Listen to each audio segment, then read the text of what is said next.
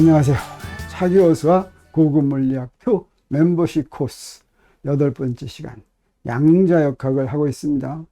우리 지난 시간에 양자역학의 운동법칙인 파동역학과 행렬역학을 비교하는 거 했었죠. 두 개가 같은 것이다 라고 하는 거 보였죠. 이제는 양자역학을 실제 문제에 적용하는, 실제 대상에 적용하는 것을 하겠습니다. 거기서 가장 간단한 것이 자유입자입니다. 실제 대상 중에서 가장 간단한 게 자유입자인데, 자유입자가 영어로는 프리 파티클입니다. 지금까지 우리가 했던 걸 간단히 돌이켜보면 뉴턴 역학과 양자역학을 비교하면서 설명했죠. 그래서 여기서 비슷한 것과 서로 다른 것이 무엇인가 이렇게 찾아보는 것이 흥미로웠고, 또 양자역학을 이해하는 데도 도움이 됐습니다. 뉴턴 역학에서 운동방정식은 F는 M dt 제곱분의 d 제곱 R 이렇게 벡터로 표시했죠. 우리 바로 전 시간까지는 뉴턴 역학도 브라켓 노테이션을 썼지만 그냥 비교하기 위해서 그랬고, 이제 다시 돌아갑니다. 이제 그 같은 게 뭐고 차이가 뭔지 이제 잘 알았으니까 브라켓 노테이션은 양자역학에서만 쓰고, 뉴턴 역학은 어떻습니까? 이 화살표로 쓰죠. 화살표 벡터. 화살표 벡터로 표현되어 있으면 계산을 할 수가 없죠. 추상적이니까. 양자역학도 마찬가지입니다. 운동방정식은 이렇게 캣 벡터로 표시가 됐죠. 자, 이것을 계산하려면 우리 기절을 정했어요. 예를 들어서 뉴턴 역학에서는 직각좌표계를 정했다 라고 하면 fx는 m dt 제곱분의 d 제곱 x 이런 식으로 풀면 되죠. 또 양자역학에서는 우리가 기절을 위치 기절을 정한다 라고 하면 슈레딩거 방정식이 나왔습니다. 뉴턴 역학에서 극좌표계를 이용할 수도 있죠. 그러면 운동 방정식의 형태가 이렇게 좀 다른데, 이 중에서 어떤 좌표계를 이용할지는 내가 지금 사용하려고 하는 힘이 어떤 형태냐에 따라서 결정됩니다. 양자역학에서도 우리 지난번에는 에너지 기절을 이용을 해가지고 행렬역학을 구했었는데, 선운동량 기절을 이용할 수도 있습니다. 선운동량 기절 이용하면 슈레딩거 방정식과 비슷한 이런 식이 나온다라고 하는 걸 알 수가 있죠. 이렇게 운동 방정식을 알았으면 뉴턴 역학에서 운동 방정식이 이렇게 있습니다. 지금 우리가 가장 간단한 대상에 적용하자라고 했죠. 그러면 이 뉴턴의 운동 방정식에서 문제마다 다른 거 적용하는 게 여기서 어떤 겁니까? 네, 여기서 힘입니다. 양자역학도 이렇게 있는데 뉴턴 역학에서는 다른 게 뭐냐면 이 힘이죠.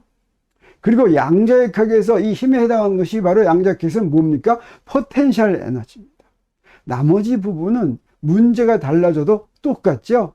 뉴턴의 운동방정식의 이 우변은 항상 똑같습니다. 어떤 문제냐에 따라서 달라진 건 뭐냐면 좌변, 힘이죠. 또 양자역학 슈레딩거 방정식도 다른 부분은 다 똑같습니다. 뭐만 다르냐면 포텐셜 에너지만 다르다고 하는 것이죠. 그래서 가장 간단한 경우라고 한 우리 자유입자를 보겠습니다. 뉴턴 역학에서 자유입자란 무엇을 얘기하냐면, 이때 힘이 달라진다고 그랬죠. 바로 힘이 0인 경우입니다. 아무런 힘도 받지 않고 움직이는 입자, 이것을 우리가 자유입자라고 부르는 것이죠. 양자역학에서도 바로 상호작용이 0인 이런 경우가 바로 자유입자에 해당합니다.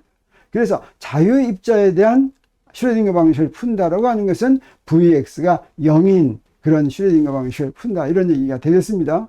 그러면 우리 뉴턴 역학에서 자유입자를 풀면 어떻게 됩니까? 간단하죠. 자, 이 식을 푼다고 하면, 여기 fx는 m dt 제곱분의 d 제곱 x인데 우리가 구하는 목표가 xt죠. 그런데 좌변이 0이니까 dt 제곱분의 d 제곱 x, 즉 속도를 한번 미분한 게, 시간으로 미분한 게 0이죠. 그건 무슨 얘기입니까? 속도가 일정하다라고 하는 것이죠. 우리 잘 알고 있죠. 힘 안 받고 아무런 힘도 받지 않고 움직이면 속도가 일정하다. 등속도 운동을 한다. 그래서 자유입자는 등속도 운동하는데 어떤 속도? 처음 속도로 그대로 움직인다라고 하는 것이죠. 그러면 그 처음 속도는 어떻게 합니까? 자유입자는 직선 위를 일정한 빠르기로 움직이는데, 그 빠르기는 내가 어떤 기준계를 정하느냐에 따라서 다르죠. 기준계 정하기에 따라서 내 처음 속도가 0이 되기도 하고 내 처음 속도가 어떤 다른 속도가 되기도 하죠. 그래서 물체가 등속도 운동을 하는 한 그 등속도가 0인지 100인지 1000인지 만인지는 전혀 관계가 없죠. 내가 기준계를 어떻게 정하냐, 그것만 다릅니다. 그래서 자유입자의 속력은 그 속력을 표현하는 기준계에 따라 다른데, 그래서 그 기준계에서 표시하면 되는데, 단 기준계가 우리 두 가지가 있다고 알았죠. 관성 기준계와 비관성 기준계. 비관성 기준계에서 보면 이 자유입자가 등속도 운동을 하지 않습니다. 반드시 관성 기준계만 사용해야 된다. 좀 이상하기는 하죠. 기준계 내 마음대로 정할 수가 있는데 왜 비관성계에서 비관성 기준계는 되지 않을까? 자, 이런 의문이 사실은 나중에 알고 보니까 뉴턴 역학이 다 완성한 다음에 알고 보니까 바로 우리의 이해를 한 단계 뛰어넘게 만드는 역할을 했습니다. 바로 이게 관성계, 비관성계에서는 뉴턴의 운동방정식을 적용할 수 없다라고 하는 문제의 근본적인 이유가 무엇인가 하는 것이 일반 상대성 이론에서 밝혀졌습니다. 그리고 관성계나 비관성계나 어떤 것에서나 사용해도 된다라고 하는 걸 이제 나중에 밝혀지게 되죠. 그리고 자유입자에서는 속력이 일정하니까 무엇도 일정합니까? 선운동량도 일정하게 유지된다라고 하는 것을 뉴턴 역학에서 가장 간단한 경우인 자유입자에 대해서 풀었더니 자, 이런 결과를 얻었습니다. 자, 그러면 양자역학에서는 어떻게 되겠습니까? 양자역학의 자유입자면 이 슈레딩거 방정식에서 포텐셜 에너지를 0으로 놓고 이제 슈레딩거 방정식을 풀면 되겠죠. 그랬더니 방정식이 어떻게 됐습니까? 독립변수가 두 개인 선형 미분 방정식이 됐습니다. 선형 동차 미분 방정식이 됐어요. 그러면 이때 딱 이렇게 편미분 독립변수가 두 개 이상이고, 그래서 편미분 방정식이면 바로는 풀 수가 없다고 그랬죠. 탁 보고서 어떻다고 그랬습니까? 이게 변수 분리가 가능한가 아닌가 이거 본다 그랬죠. 이건 어디서부터 알 수 있습니까? 우리가 바로 앞에서 Mathematics for Physics 시간에 했었네요. 네, 변수 분리법 생각이 잘 안 나면 그 강의 한번 다시 듣기 바랍니다. 자, 이거 바로 변수 분리가 되고, 변수 분리가 되면 어떻습니까? 네, 우리가 구하는 종속 변수인 위치와 시간에 대한 함수를 위치만의 함수 그리고 시간만의 함수의 곱으로 표시하면 되죠. 그리고 어떻게 합니까? 변수 분리하는 네 가지 단계 할 것 같으면 이걸 원식에 대입하고 양변으로 나누죠. 그러면 어떻게 됩니까? 네, 여기에 지금 좌변은 x만의 함수이고 우변은 t만의 함수인데 그게 같으려면 어떻게 되겠어요? x나 t가 독립변수입니다. 서로 상대방에 대해서 관계없이 움직일 수가 있는데 그 함수가 두 개가 같으려면 그 값이 상수값이어야만 된다. 그래서 그 상수값을 여기서 2로 이렇게 놨습니다. 단 여기서 첫 번째 항은 뭐냐면 운동에너지에 해당합니다. 근데 운동에너지는 0보다 작을 수 있습니까? 없습니까? 없습니다. 그래서 여기서 2로 놓을 때 우리가 어떤 이 값만 해야 되냐면 0보다 작은 이 값으로는 놔서는 안 됩니다. 그래서 이게 0과 같거나 크다 이런 조건이 있어야지 되겠습니다. 그럼 여기서부터 식이 두 개가 생기죠. 첫 번째 식이 2와 같다는 데서 바로 이 식이 생기고 이걸 갖다가 시간에 의존하지 않는 슈레딩거 방정식이다 이렇게 부릅니다. 그 다음에 시간에 대한 방정식이 또 하나 생기죠. 이렇게 상미분 방정식 두 개가 생기고 이것을 풀면 우리가 되는 거 우리가 알 수가 있어요. 그래서 공간 고유 함수를 구하기 위해서 첫 번째 식을 풀면 이때 식을 어떻게 놓는 게 좋냐면 자, 이런 식으로 우리 이런 미분 방정식 2차 미분 방정식은 우리가 금방 많이 풀었죠. 상수계수 미분 방정식입니다. 이 상수계수 미분 방정식은 특히 2가 0보다 작으면 안 되니까 이걸 항상 우리 어떻게 놓을 수가 있겠습니까? K제곱으로 놓을 수가 있습니다. 0보다 작으면 안 된다라고 하는 걸 이제 이용한 것이죠. 그래서 이렇게 딱 놓으면, 자, 이거 풀 때는 우리 그냥 이제 이 정도면 알아야 되는데 우리가 2차 미분 방정식 우리 풀면서 이거 어떻게 했습니까? 이런 계수가 상수면 2는 람다 x를 원식에 대입해가지고 푸는 거죠. 풀었더니 풀이가 뭐가 나옵니까? 람다 값이 이거 푸니까 플러스 마이너스 ik가 나오니까 이로부터 우리가 풀이가 두 가지다라고 하는 걸 우리가 알 수가 있겠어요. 2는 ikx 또는 2는 마이너스 ikx. 이걸 어떻게도 얘기할 수가 있냐면 2는 ikx다. 그리고 이 k가 0보다 크거나 0보다 작을 수도 있다. 이렇게 얘기해도 좋습니다. 이게 바로 무슨 의미인지는 우리가 차차 더 자세하게 알게 되겠습니다. 그래서 공간 고유 함수를 구하면서는 우리 어떤 조건이었어요? 에너지는 2n분의 p제곱인데 그걸 2n분의 h바 제곱 k제곱 이렇게 놨습니다. 우리 여기서 이렇게 놓은 게 바로 그렇게 놓은 것입니다. 그러면 운동량은 어떻게 되냐면 2m의 제곱근인데 그걸 우리가 어떻게 넣냐면 h바 k 이렇게 놓은 것이나 마찬가지입니다. 이 k가 그래서 운동량을 h바 플랑크 상수를 2파이로 나눈 게 h바죠. 이 h바로 나눈 것과 같다고 하는 것을 우리 알았습니다. 그러면 시간에 대한 미분 방정식, 시간 고유 함수는 어떻게 구합니까? 이건 1차 미분 방정식이고 이거 딱 봤더니 상수계수니까 이건 적분으로 풀 수가 있는데 이것도 이런 식으로 놓겠습니다. 그래서 h바분의 2를 오메가로 놓겠어요. 그리고 풀면 어떻습니까? 이건 어때요? 적분꼴로 고치면 되죠. 그래서 적분할 수 있는 꼴로는 이렇게 딱 고치는데 이거 그냥 양변 적분하면 됩니다. 그래서 우변을 적분하면 그냥 마이너스 i 오메가 t가 되는 것이고 이제 좌변을 적분하면 그게 바로 뭡니까? 로그 함수가 나오죠. 그래서 이 로그 함수를 이렇게 딱 적분했더니 이런 식이 나왔고 이 로그를 없애기 위해서 어떻게 할 수가 있습니까? 이 로그만 없애면 FET를 바로 구할 수가 있죠. 그래서 FET는 FE0의 2의 마이너스 I 오메가 T다라고 하는 것을 우리가 구했습니다. 그러면 우리 무엇을 알았습니까? 이거 구할 때는 2는 H바 오메가 이렇게 우리가 놓고 구했습니다. 자, 이걸 가지고 이제 풀으면 되겠습니다. 이렇게 공간 고유 함수와 시간 고유 함수를 구한 거를 원래 이제 우리가 구하려는 건 바로 뭡니까? 푸사이죠. 그냥 푸사이는 파이 F로 놨으니까 거기다 우리가 구한 걸 대입하면 되겠죠. 그래서 이게 바로 우리가 구하는 것이고 대입하면 어떻게 됩니까? 그런데 이때 우리 이 변수 분리하면서 2라고 놓는 건 2가 0보다 작지만 않으면 어떤 값이나 다 됩니다. 그런데 2가 달라지면 풀이가 달라지죠. 그래서 그 풀이 밑에다가 이렇게 첨자를 붙였습니다. 이게 바로 고유값에 해당하는 것인데 고유값이 2인 파동함수를 이제 이렇게 구하는 것입니다. 자, 그럼 여기다 대입했더니 여기다 시간까지를 대입하면 이런 꼴이 됐는데 다시 말하면 B2의 ikx-오메가 t 이런 꼴이 됐는데 우리 B의 i 세타는 우리 코사인 함수와 사인 함수로 고칠 수가 있죠. 바로 이걸 뭐라고 부르냐면 평면파다 이렇게 부릅니다. 그래서 이게 평면파 하는 것은 파동에서 나오는 것인데 양자역학에서 나오는 슈링거 방정식의 풀이를 파동함수라고 부르는 이유가 바로 이렇게 파동에서 나오는 함수를 이용하기 때문입니다. 그래서 우리 파동에 대해서 조금 알아봐야 되겠다는 이런 생각이 들죠. 파동에서 굉장히 중요한 것이 위상이라고 하는 말입니다. 위상, 페이즈라고 하는 말인데 이 페이즈라고 하는 말을 우리가 일반 생활에서도 쓰는데 어디에서 많이 쓰느냐? 이 달의 모양을 이걸 달의 위상이다. 우리 초등학교나 중학교 때 배운 생각 납니까? 그러면 달의 위상은 어떤 의미입니까? 여기서 바로 초승달, 상현, 보름달, 하현, 금달 이게 바로 위상이죠.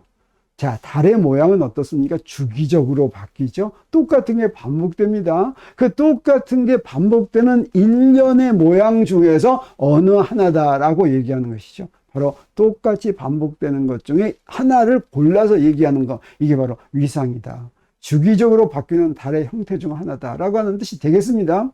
이게 바로 파동에서도 똑같이 이용이 됩니다.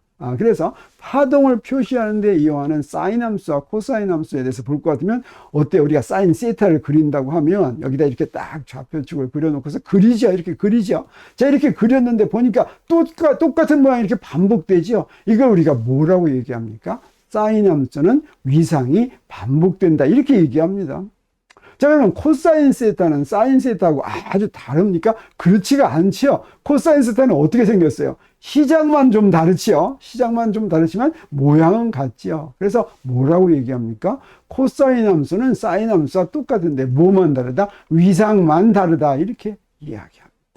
자, 위상이 무엇인지 좀 감이 옵니까? 그래서 여기서 달에서도 그랬죠. 반복해서 주기적으로 바뀌는 것 중에서 어떤 하나를 우리가 위상이라고 부른다고 그랬죠. 뭐 예를 들어서 여기에 이렇게 표시한 요 점들은 전부 다 사인 함수와 코사인 함수 중에서 위상이 같은 점들입니다. 자, 위상이 같은 점들은 지금 어떻게 생겼습니까? 바로 코사인 세타 또는 사인 세타 값이 일단 같죠. 근데 코사인 세타나 사인 세타 값이 같으면서도 또 다른 점도 있는데 여기서 다 네 개가 다 공통이 뭡니까? 다 내려오고 있죠. 그래서 이걸 갖다가 변위값과 속도값이 같다. 이렇게 얘기합니다. 그래서 이 위상이 같은 것 점들을 이렇게 표시하는데 여러분 이거 제대로 이해했는지 보기 위해서 한번 문제를 내보겠어요. 자, 여기에 이렇게 사인 함수가 있는데 다음 중에서 이 A와 위상이 같은 점은 전부 다 골라봐라. 여기 B, C, D, E, F가 이렇게 있으면 이 중에서 A와 위상이 같은 건 어떤 거겠습니까? 자, 이 중에서 B, C, D, E, F 중에서 있는 거 다 골라보세요. 자, 골라봤습니까? 자, 여기서 답이 어떤 것이겠습니까? 여기서 답이 여러 개가 있지 않고 하나만 있습니다. 이 2만이 같은, 위상이 같은 점이다. 이렇게 이야기할 수 있습니다. 왜 2만 위상이 같은지 여러분이 이해했기를 바라겠습니다.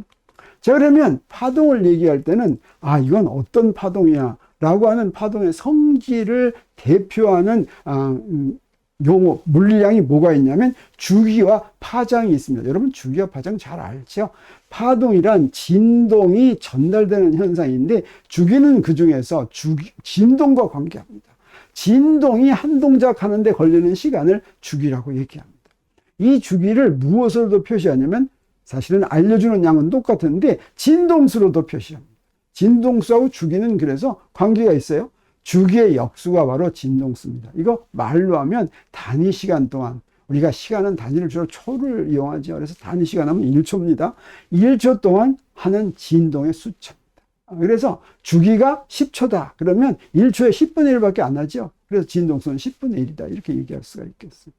근데 이 진동수 말고 각진동수가 더 많이 쓰입니다. 오메가를 각진동수라고 하는데 각진동수는 주기에다가 그냥 2파이 곱한 것을 각진동수라고 합니다.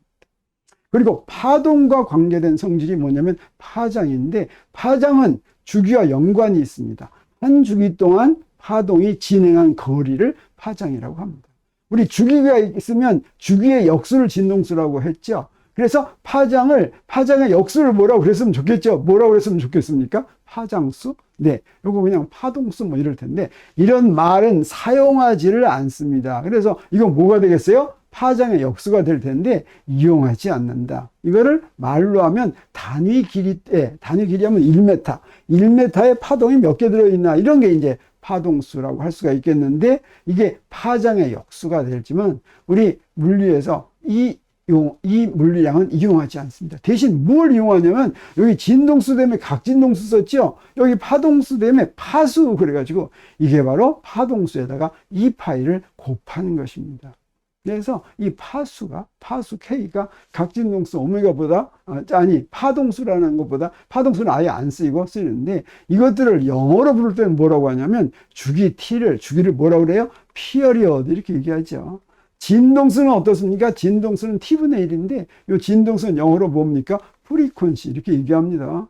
그리고 각진동수는 뭐라고 그러겠어요? 각진동수는 진동수에다 2파이를 곱한 거니까, T분의 2파, 이렇게 되겠죠. 각진동수는 그대로 영어로 고쳐서 angular frequency 이렇게 얘기합니다. 그러면 파장은 영어로 뭐라고 하느냐? 파장은 wavelength인데 이때 우리 파장분의 1인 파장수는 없다고 그랬죠. 그래서 파동수 이건 람다분의 1에 해당하는데 영어에도 아예 말이 없습니다. 대신 여기다가 2파이를 곱한 걸 뭐라고 얘기하냐면 파수라고 얘기하는데 파수를 K라고 표시하고 그래서 람다분의 1에다가 2파이를 곱했습니다. 이 파수를 영어로 뭐라고 하냐면 wave number 이렇게 얘기합니다. 그래서 angular frequency와 wave number를 우리 잘 알고 있으면 좋겠어요.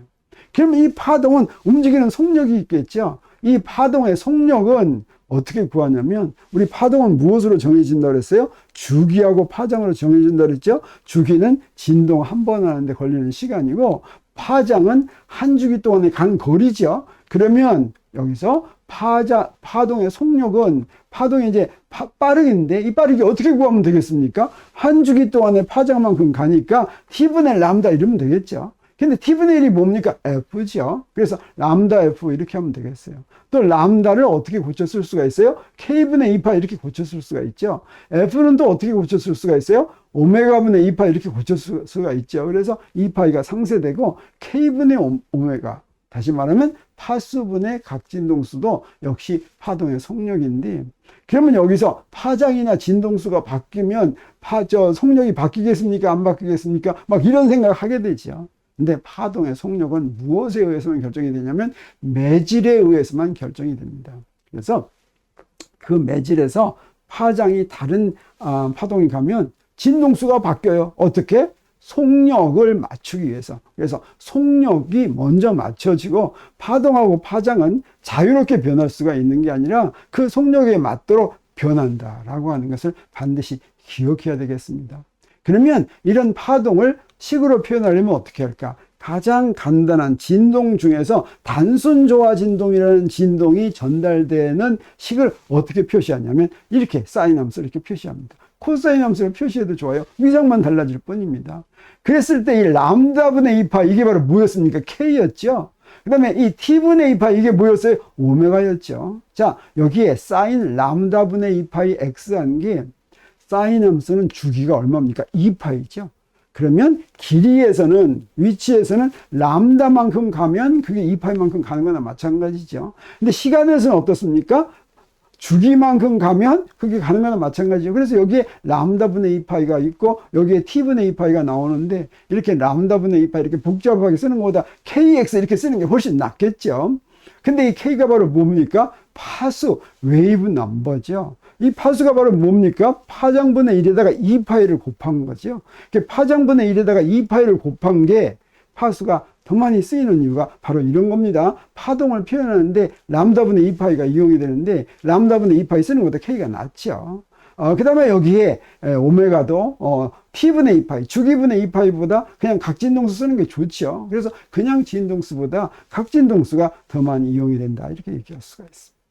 여기서 이 파동을 표현하는 식에서 여기 좌변에 있는 yxt란 뭐냐면 여기에 진동이 전달된다 그랬죠. 진동의 변이를 나타냅니다. 언제 진동의 변이? 시간이 t일 때 위치 x에서 매질이 진동한 변이가 되겠어요. 자, 그러면 이 우변의 a는 뭐냐면 a는 바로 진폭입니다. 이때 진동할 때 진동하는 변이 중에서 제일 큰 거, 그게 최대 변이다 이렇게 얘기하면 되겠죠. 그리고 가로 속에 든 거 이게 바로 뭡니까? kx-오메가-t 이게 바로 위상이다라고 얘기할 수가 있겠습니다. 자, 사인이나 코사인 모양은 똑같죠? 그 중에서 어디에 해당하는 건 무엇으로 결정이 됩니까? kx 빼기 오메가 t로 결정이 되죠. 그래서 이건 바로 뭐냐면 시간이 t일 때 위치 x인 곳에서 파동의 위상이다 이렇게 이야기할 수가 있겠습니다. 그래서 이 파동을 갖다가 사진을 탁 찍으면 어떻게 되겠습니까? 이걸 파동의 스냅샷이라고 하는데 이 파동이 이렇게 되어 있는데 스냅샷 하려면 어떤 되겠어요? 어떤 시간이 고정된 거죠. 그래서 t는 t0일 때 한번 고정해 보겠어요. 그럼 여기다 t0를 대입하면 이렇게 되겠죠.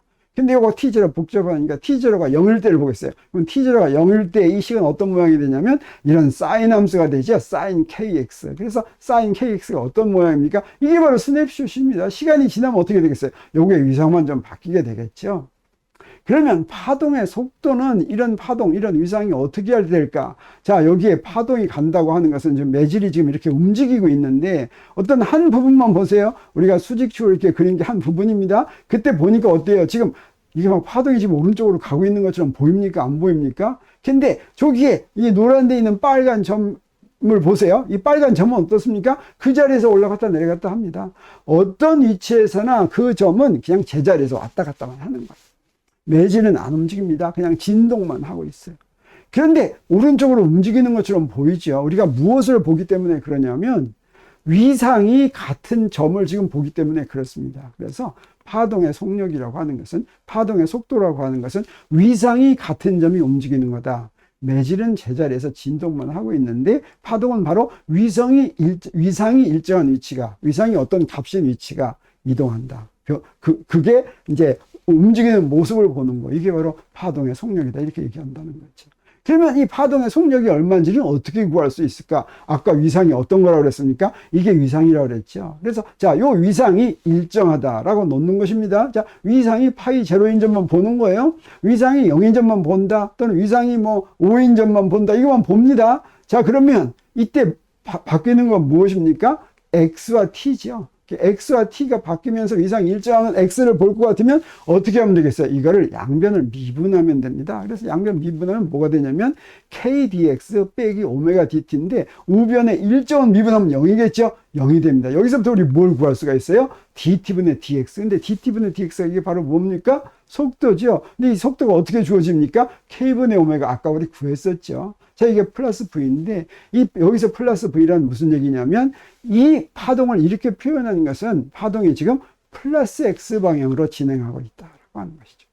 요걸 우리 어떻게든 표시할 수가 있냐면, K 앞에 마이너스가 있다고 표시해도 좋아요. 이걸 구태여 얘기한 이유는 아까 슈레딩거 방정식 할 때 두 개가 나왔죠. 플러스 K, 마이너스 K 이렇게 나왔죠. 그냥 플러스 K일 때하고 마이너스 K일 때하고 뭐가 다른지 보는 겁니다. 자, 이때도 위상이 같은 점을 보는 거예요. 자, 이렇게 놓고 위상이 같은 점을 보고서 양변을 이렇게 미분을 합니다. 그러면 어떻게 됩니까? 미분하면 이렇게 나오죠. 그랬더니 속도가 어떻게 됐어요? 이때 마이너스 V가 됐죠. 이게 무슨 얘기냐면 이 파동은 지금 마이너스 X 방향으로 움직인다라고 하는 것이죠. 그래서 여기에 이 K 값은 무엇을 알려주냐면 이 파동의 속도의 방향을 알려준다라고 하는 걸 우리가 알 수가 있겠습니다.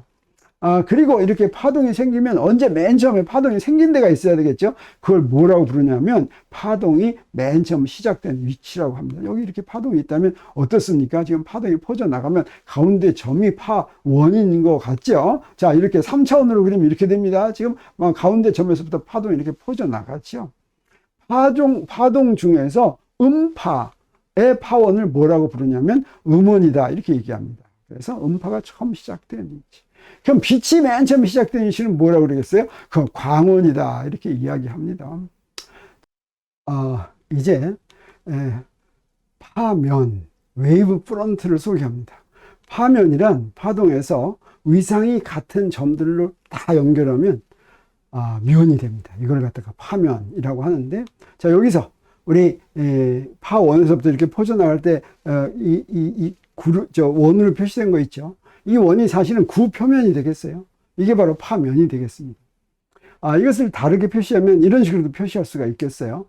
그래서 여기서 보면 파동이 움직인다고 하는 것은 바로 파동의 파면이 움직인다. 아까 파동의 움직임은 위상이 같은 점들이 움직인다 그랬죠. 그래서 그것을 우리가 뭐라고 얘기할 수 있냐면 파면이 움직인다. 파면이 움직이는 것을 우리가 파동의 속력이라고 한다. 이렇게 얘기할 수가 있는데, 이때 여기서 보는 것처럼 왼쪽에 있는 것처럼 파원에서 파동이 나가면 그 파면이 웨이브 프론트가 뭐가 되냐면 구의 표면이 됩니다. 그래서 그걸 우리가 뭐라고 부르냐면 구면파다 이렇게 얘기합니다. 그러니까 파원이 점이면 거기서부터 사방으로 퍼져나간 파동의 파면은 웨이브 프론트는 구가 되고 이게 구면파가 됩니다. 그런데 파면이 평면인 그런 파동을 평면파다 이렇게 얘기합니다.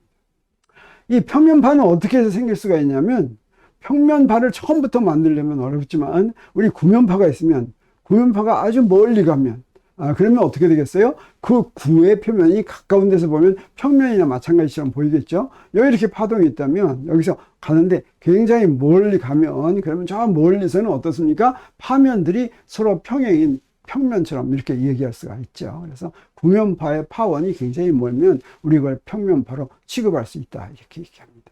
그래서 지금까지 파동이란 무엇인지, 파동은 무엇으로 기술되는지, 파동을 표현하는 식은 무엇인지, 그리고 평면파란 무엇인지 얘기했죠. 그 이유가 뭐냐면 우리가 지금 구했을 때 자유입자가 양자역학에서 슈레딩거 방정식을 풀었더니 그 풀이가 어떻게 됐습니까? 자, 이렇게 풀었는데 이렇게 풀어서 봤더니 어떻게 됐어요? 이게 코사인 kx-오메가 t 이렇게 표시되지요. 또는 사인 kx-오메가 t 이렇게 표시되지요. 이것이 바로 평면파입니다.